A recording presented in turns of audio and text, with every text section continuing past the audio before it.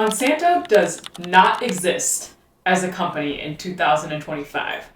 I just want to make that clear. I got asked to do this deep dive on Monsanto and Bayer, and I was very surprised to learn that it is not common knowledge that this company, Monsanto, does not exist in 2025, and that most of its portfolio was bought up by Bayer back in 2018. This is all part of my Rise and Fall of Ag Tech Businesses series, where I learn about what made them so great and what led to their downfall, and in some cases, their rise again.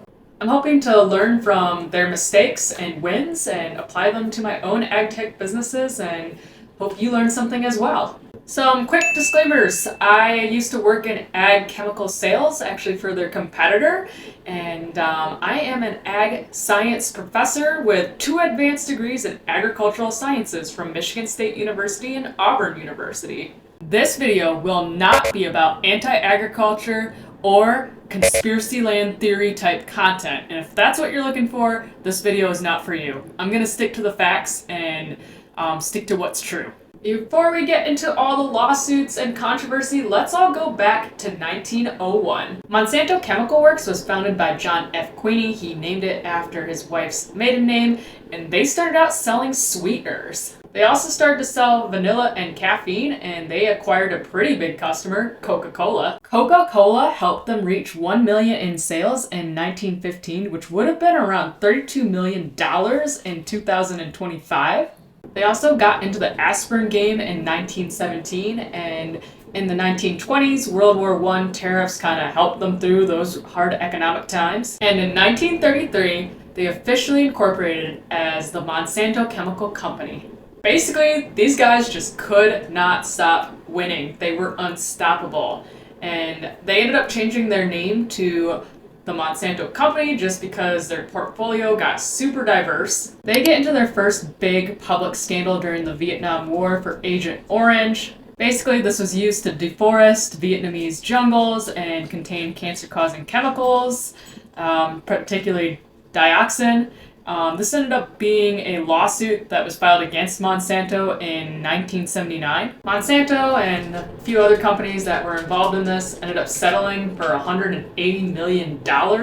Even with all the bad press, they still kept going on, and in 1985, that's when I think we start to see the shift of it turning into the company that we now recognize today, when they switch away from the sweeteners and they try to be more of a pharmaceutical company, and they do this by acquiring a few companies. They end up selling off all the sweetener business, including their star, Nutraseat, in 2000. I'm not going to go through them all, but they end up buying a bunch of ag tech and biotechnology and agricultural companies throughout the 90s and early 2000s. Notice how all these companies are a bunch of seed, like software, and also like biotechnology centered, because they were trying to sell biotechnology, and in 1994 they finally got approved for it, specifically in a few crops.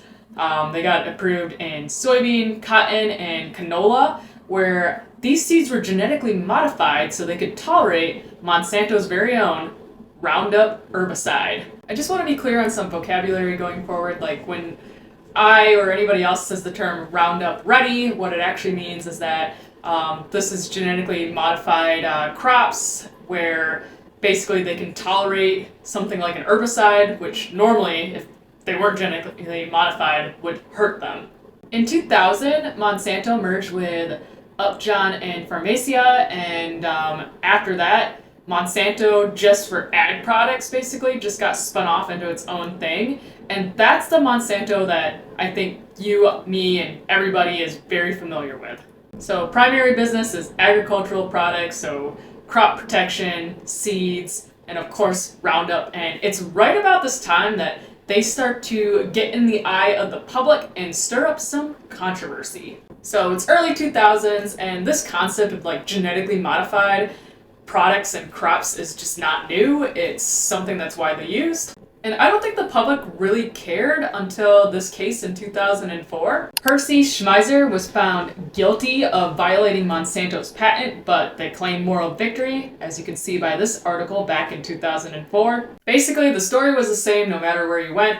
farmer gets taken to court for violating Monsanto's patent or saving seeds or replanting them. Even though Monsanto won legally, and not just in Canada, but all over the world, including the United States, the public didn't like it.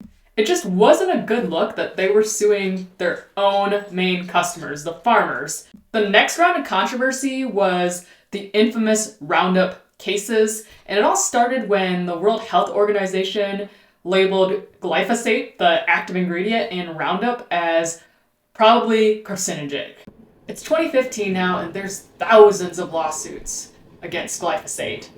Let's talk about this whole probably carcinogenic, and there's a reason why I'm using air quotes. So I want to stick to the facts when it comes to telling this story, and I don't want people to take this as me defending Monsanto, but those cases weren't exactly valid. The study that they kept referring to in those cases about it causing cancer and harming people and the environment is because they use like an ungodly amount of chemical that, of course, it would cause cancer. It'd be like if you overdid it too much drinking water, and that is a thing. You can really overdrink yourself to the point where you end up drowning, and that's what they were citing in this case. So I do want to bring attention to that yes, it did and in large amounts could be cancer causing, but if you do too much of anything that's not good for you, it can end up hurting you. I mean,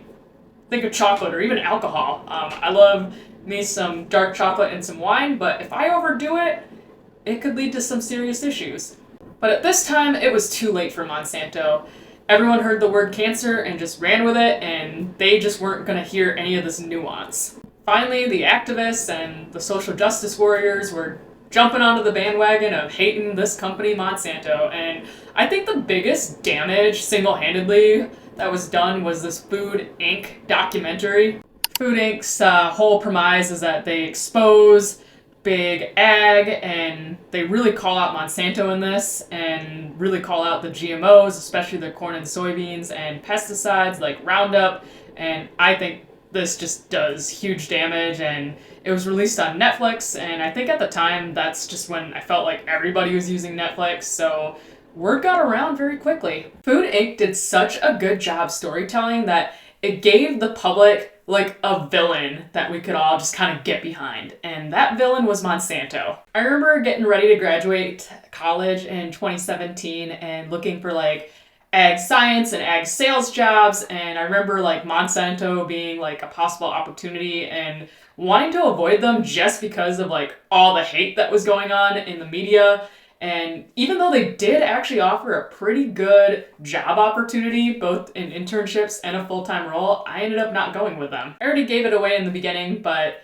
Bayer ends up buying it up in 2018. Bayer acquired Monsanto in a $63 billion deal. They inherited the whole seed and crop protection portfolio, and while these products continued to sell, the acquisition immediately ended up being a problem. Like, the stock prices ended up falling sharply. They still operate today in 2025, but they've actually sold a lot of the Monsanto products to other competitors such as BASF, so that way they just don't get into trouble with regulators. This makes me wonder, how did companies like Syngenta and BASF that do the exact same thing didn't get thrown into this mix? And you want to know what the difference was when I was doing research for this? It was their visibility, or lack thereof. So while Monsanto was getting crucified by the public, its competitors stayed quiet and out of the spotlight. I wanted to bring up this article done by Purdue where they talk about regenerative agriculture, but I thought it was very interesting that they referenced this particular study. And I thought it was very interesting that consumer perceptions of agriculture showed that like educating the public directly, even through farmers themselves, rarely changed negative opinions. And as someone who has grown up around like agriculture and especially ag organizations like 4-H, Farm Bureau, and FFA, I feel like we always get taught about like educating the public. So I thought it was interesting that worldwide studies actually show that doing this doesn't help and sometimes actually makes it worse. But I do wonder, like, what if Monsanto, like, hired a professional PR firm or actually did try to like salvage their image during this time. Well, I do agree that chemicals, especially ag chemicals, can be dangerous. All the rhetoric around GMOs and genetically modified crops was just wrong. Genetically modified crops themselves were never shown to be inherently harmful to human health, and there's major scientific bodies and studies that consistently find them to be safe and just as safe as conventional crops. And the real risks in agriculture, like I said, are the chemicals, but don't take my word for it. I wanted to bring attention to this study right here, and I thought it was really awesome that they highlighted this part that GM foods have the potential to solve many of the world's hunger and malnutrition problems. And I just wonder if Monsanto and also other ag companies too would have just focused on that point. I think maybe it might have changed stuff. Who knows? I think this deep dive taught me that you can have the best talent and innovation, but if you end up alienating your own customers, it will come back to bite you.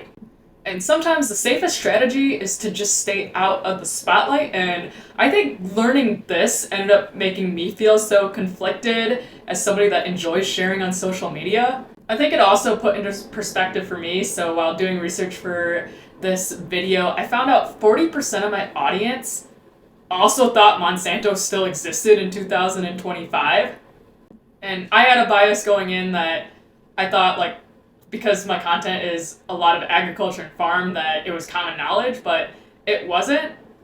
And also just scrolling social media, I found out there's still content being made in 2025 blaming Monsanto for poisoning us currently, even though they don't exist. So I think this just reinforces the whole idea that it's sometimes best to stay out of the spotlight.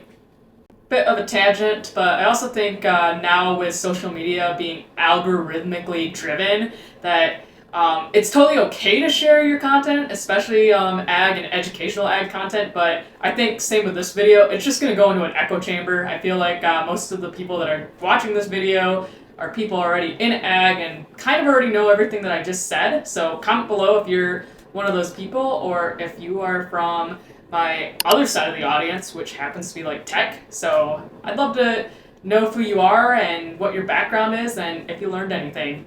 Thank you so much, and catch you in the next one. Bye now.